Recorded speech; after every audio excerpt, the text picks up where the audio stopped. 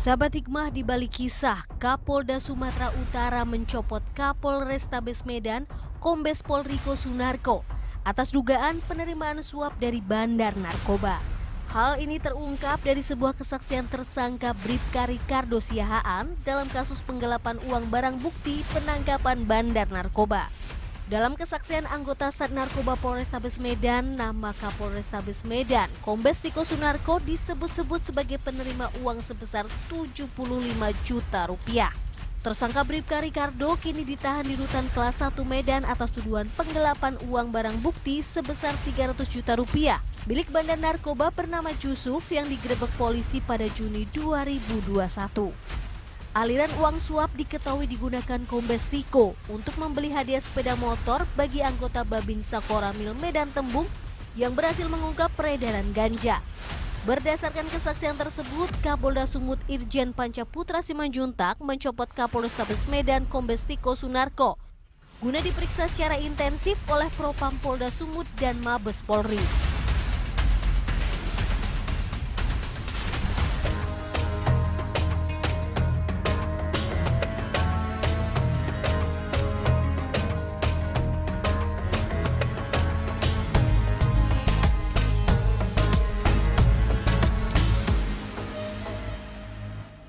Assalamualaikum warahmatullahi wabarakatuh. Waalaikumsalam. Selamat pagi sahabat hikmah. Alhamdulillah kita berjumpa lagi. Kali ini bersama saya Rahmah Hayunindiah dan sudah ada Ustadz Dasat Latif. Nah Ustadz, kalau lihat tayangan tadi, mungkin maksud hati ingin mengubah status uang panas, itu kan uang dapat suap ya Ustadz ya. Ingin diubah misalnya nih dengan cara beramal, ngasih hadiah, siapa tahu berubah jadi berkah. Ya. Bisa nggak seperti itu, Ustaz? Jadi dalam Islam misal ya, saya nih korupsi, nyata-nyata sumber haram, korupsi, rumah prostitusi, jual minuman keras, kemudian keuntungan dari itu lalu saya gunakan untuk kebaikan. Ya. Misalnya bantu panti asuhan, bangun masjid, itu tidak bisa. Allah suci dan hanya mau menerima yang suci pula. Harta yang bisa dibersihkan melalui zakat dan sedekah itu harta yang penghasilannya samar-samar. Dalam bahasa agama subhat. Kita ragu, ini haram enggak ini penghasilan saya? Ya. Nah, untuk membersihkan harta-harta yang subhat itu dengan zakat dan sedekah. Adapun harta yang nyata-nyata sumbernya haram, ya lalu mau dijadikan memutihkan dengan sedekah, tidak Allah ya mungkin takmir masjid bisa saja menerimanya karena dia tidak tahu kan. Mungkin anak yatim menerimanya saja karena tidak tahu, tapi pahalanya di sisi Allah tidak ada. Sebab itu uang haram. Adapun kita yang menerima karena ketidaktahuan, ya kita tidak dapat dosa. Ya, misalnya tapi kalau kita mencurigai, ini kerjaannya rumah bordir. Saya tahu kerjanya situ. Dan saya yakin bahwa pasti hasil dari situ. Lalu saya pura-pura tidak tahu. Itu tidak. Saya tetap bersekutu dengan kebatilan namanya. Tidak boleh saya terima. Kalau jelas-jelas itu uang haram. Saya tahu ini Pak Camat tidak kaya. Dan saya tahu bahwa ini duit hasil korupsi. Lalu saya mengambilnya dan membantunya memutihkan, itu disebut bersekutu dengan kejahatan. Asariku pisaru sari, bersekutu dengan jahat, jahat pula hukumnya. Nah, jadi kesimpulannya uang haram, uang kotor, uang gelap, uang hitam tidak bisa mencucinya dengan bersedekah. Jangan sampai uang haram mencucinya pergi umroh. Tidak, Allah suci dan hanya menerima yang suci pula. Yang bisa dibersihkan hanya ada harta-harta yang samar-samar. Aneh yang samar-samar. Saya ini kerja sebagai pejabat publik. Lalu ada kawan saya datang. Saya bantu ya, memperingkas perjalanan birokrasinya. Dia senang betul. Akhirnya setelah saya bantu, dia datang memberikan ucapan terima kasih. Nah, kalau menurut undang-undang di KPK itu masuk bagian daripada gratifikasi.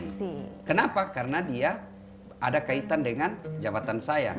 Memangnya dia mau kasih saya duit kalau saya tidak bantu. Dan bantu itu kaitan dengan jabatan saya. Nah, kalau dalam syariat, nah ini karena dia sedekah, dia memberi setelah saya bantu dan tidak mempengaruhi keputusan saya, ya, tidak mempengaruhi dalam arti barang salah saya benarkan. Nah, dia datang memberikan, saya terima. Itulah yang disebut subhat. Nah, untuk membersihkan hadiah yang subhat ini, maka saya bersihkan dengan berzakat sedekah. Seperti itu. Kalau misalnya nih Ustadz ya, kita hanya menduga-duga saja. Misalnya kita yang kebagian dapat hadiahnya, tapi kita hanya menduga-duga saja. Tapi kita tahu ini kayaknya hasil uang dari hasil nggak bener nih. Nah, tapi kan kita nggak mau suzon ya Ustadz ya. Ya itu tadi, kalau sudah yakin dan tahu ini barang haram, jangan diambil. Tapi kalau menduga-duga, itu yang disebut subhat. Subhat ini, kata Nabi, kalau kau mau selamat, tinggalkan. Jadi subhat itu kata Nabi, kalau mau selamat, tinggalkan. Nah, tinggalkan itu ya sudah, kita tahu ini, sudahlah subhat ini saya tinggalkan. Ya. Ustaz, kalau dalam Islam itu suap menyuap itu hukumannya apa? Haram. Sudah jelas. Pada zaman Rasulullah SAW melaksanakan Isra dan Mi'raj, dan ini bisa dilihat dalam kitab Tanbihul Ghafilin. Nah, adalah Nabi diperlihatkan manusia yang tangannya tangan manusia, kakinya kaki manusia, badannya badan manusia, tapi kepalanya anjing. Kepalanya anjing. Nabi bertanya kepada Jibril, ya Jibril, siapa itu? Jibril menjawab, itulah umatmu yang disogok dan menyogok. Yang menyogok juga? Menyogok juga. Menyogok dan disogok, menerima dan memberi, sama-sama. Kata Nabi, sama-sama masuk neraka. Sogok. Inilah yang merusak sistem kita. Sekarang saya ceramah, tema sentral yang selalu saya sampaikan, jangan terima uang sogokan politik. Pilkada, money politik, uang pilkada, uang sogokan, ya. Begitu mau pilkada, langsung wani piro, ya kan? Siap menerima serangan fajar. Ini yang merusak. Sogo inilah yang merusak. Ada anggota dewan ditanya, kenapa Bapak tidak pernah lagi melihat konstituennya, tidak pernah lagi pergi melihat masyarakat yang memilih Anda? Apa dia jawab? Untuk apa saya pergi lihat? Saya kan sudah bayar dia 500.000 satu orang. Untuk apa? Nah, makanya karena sogok menyogok ini sangat merusak, sampai bisa merusak sistem dan masa depan bangsa kita, maka agama melarangnya. Haram. Jangan menerima dan menyogoknya. Maka masyarakat jangan terima uang sogok. Pemimpin, calon pemimpin, jangan sogok rakyat. Dan jangan pilih pemimpin yang jangan menyogok. Pilih pemimpin ya. Itu dia. Ya. Nah, Ustaz, ini saya mau cerita nih, Ustaz. Jadi ada teman saya nih, Ustaz ya. Dia cerita nggak bisa tidur semalaman. Karena ketika pulang kantor, dia nabrak kucing, Ustaz. Soalnya katanya kalau nabrak kucing itu bisa bawa sial. Nah, ini bener nggak ya? Kita akan bahas sahabat Hikmah usai jeda, jangan kemana-mana.